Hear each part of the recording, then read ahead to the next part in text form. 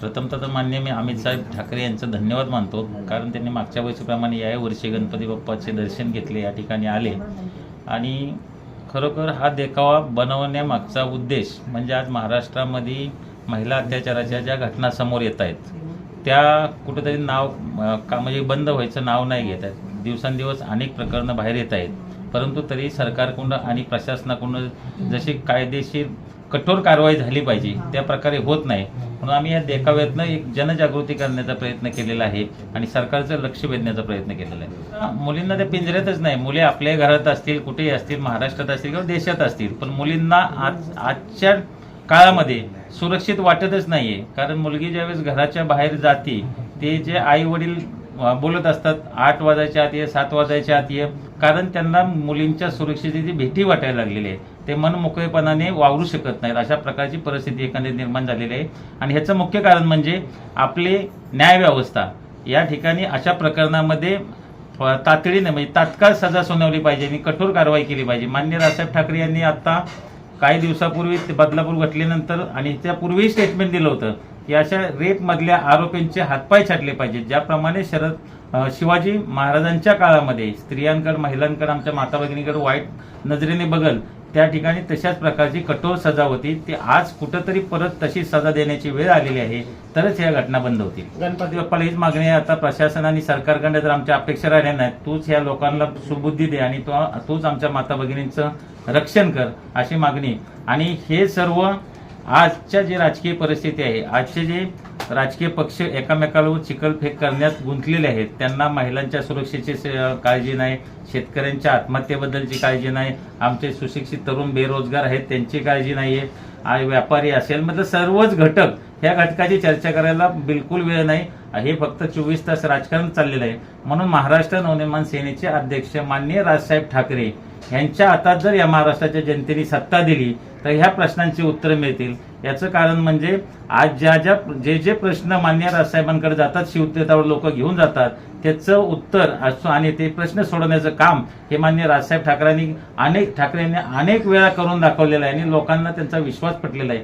आता कुठंतरी महाराष्ट्रातली जनता यांना कळायला लागलेलं आहे की माननीय राजसाहेब ठाकरे हेच हे महाराष्ट्राचे तारणार होऊ शकतात, त्यांना एक संधी दिली पाहिजे. अशा प्रकारची चर्चा लोकांमध्ये आम्हाला फिरताना ऐकायला मिळते.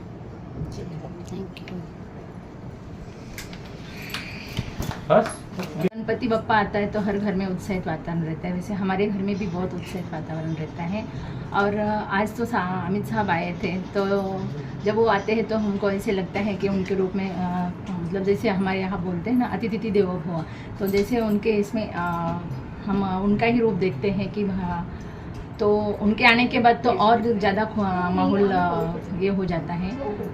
एक्चुअली ये संकल्पना हमारे पहले तो छोटे जो वैभव है उसको आया था, मतलब जैसे फर्स्ट टाइम, हर टाइम अलग अलग रहते हैं और ये टाइम पे जो अभी महिला के साथ में जो मतलब प्रश्न खड़े हो रहे हैं और उसका कोई सोल्यूशन नहीं निकल रहा है, तो इस माध्यम से हम गणपति बप्पा को ही प्रे कर रहे हैं कि गणपति बप्पा प्लीज़ हमारी नारी शक्ति की तू ही रक्षा करना। इस देखावे के रूप में मतलब जनता को भी संदेश दे रहे हैं और सरकार को भी संदेश भेज रहे हैं और सब जनता को गणपति बप्पा के थ्रू प्रे कर रहे हैं कि अब तो आंखें खोलो कि हाँ अभी हमको अपने महाराष्ट्र को अगर बचाना है तो जैसे छत्रपति शिवाजी महाराज मतलब ये करते थे, तो वैसा ही ठोस नेता हम अपने लिए चाहिए। तो अभी जागो, अभी नहीं तो आपको पहले से ही बोलते हैं कि संकट मतलब हरण करने के लिए वो आते हैं, तो ज़रूर मतलब अभी हर टाइम पर अपने मतलब घर के संकट तो हरण करने के लिए हमको हर साल मतलब उनका आगमन करते ही है। और वैसे ही लोकमान्य टिलक ने गणपति बप्पा की जो स्थापना की थी सबसे पहले, तो सबको एकत्रित करने के लिए ही क्या उन्होंने ये अपना गणपति उत्सव स्टार्ट किया था। तो अभी ये जो है एकत्रित सब समाज को मतलब एक साथ आके इस सॉल्यूशन को क्या करना है, एक्चुअली उनका क्या रहा है, वो जनता जो राह देगी, सबका एक निर्णय हो जाएगा, तो नेता को वही करना पड़ेगा। तो सब पहले तो नेता ऐसा होना चाहिए कि जो छत्रपति शिवाजी महाराज के जैसे उनके आवाज़ में ही दम होनी चाहिए, उनके बातों में दम होनी चाहिए। और वो बुलंद आवाज़ किधर, तो राज साहब के इसमें हम नारी को दिखता है।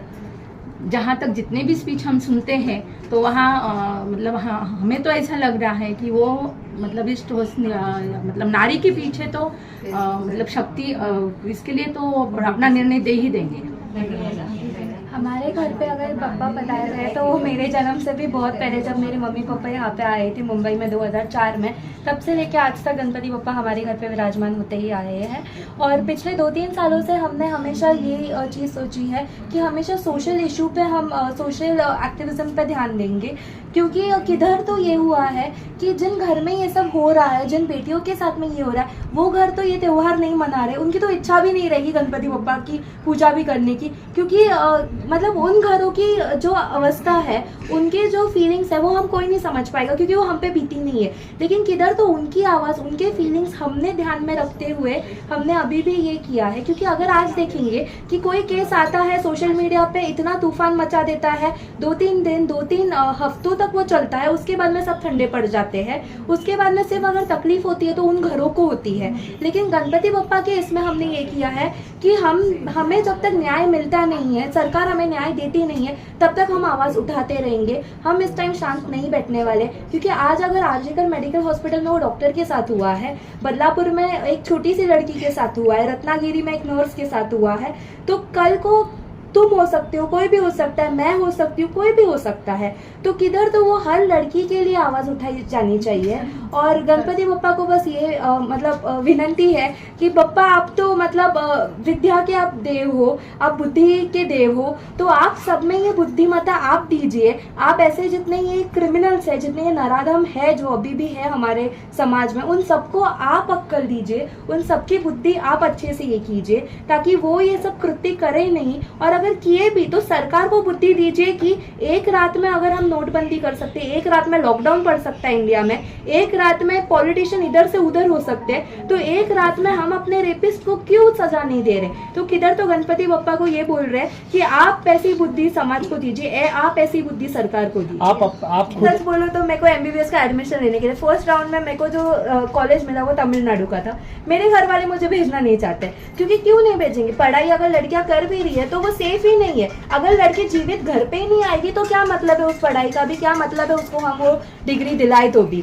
तो पॉइंट ये है कि प्रायोरिटी अब बन चुकी है कि सिक्योरिटी है क्या। पढ़ाई लड़कियां कर रहे हैं वो दूसरी तरफ हो रहा है, लड़कियां काम कर रहे हैं वो दूसरी तरफ, लड़कियां घर पे सेफली आ रही है क्या, ये सवाल ज्यादा हो रहा है। लेकिन सरकार महिला आज अगर हम देखे जाए तो महिलाएं बहुत मेहनत कर रही है। आज किधर तो आदमियों के बराबरी से 50-50 होके एक ही मुकाम पे आके काम कर रहे हैं, लेकिन किधर तो अभी भी महिला सेफ नहीं है। अगर एक आदमी रात को 12 बजे ऑफिस से आ रहा है, हम उसको सवाल नहीं करते तुम इतना लेट क्यों है करके, लेकिन हाँ आज हमारी महिला उतनी रात तक काम नहीं कर सकती। अब वो तो ठहरी एक डॉक्टर थी जो अपनी नाइट ड्यूटी पे थी, वो अगर अपने काम के जगह पे सेफ नहीं है तो हम क्या ये करें? लड़की जो स्कूल जा रही है, स्कूल में अगर वो सेफ नहीं है तो हम क्या बोल सकते हैं? तो किधर तो सरकार ने ये स्कीम निकालने के बदले, स्कीम निकालो अच्छी बात है, लेकिन उसके बदले में भी अगर लड़कियों की सुरक्षता पे अगर तुम ध्यान दोगे, अगर रूल्स एंड रेगुलेशंस उतने कड़क करोगे, तो किधर तो जाके लड़कियां सेफ रहेगी, वो बाहर निकलने के लिए डरेगी नहीं। एक बार भी उनके मन में सवाल नहीं आएगा कि मैं इधर जा रही हूँ तो मैं घर वापस आने वाली हूँ।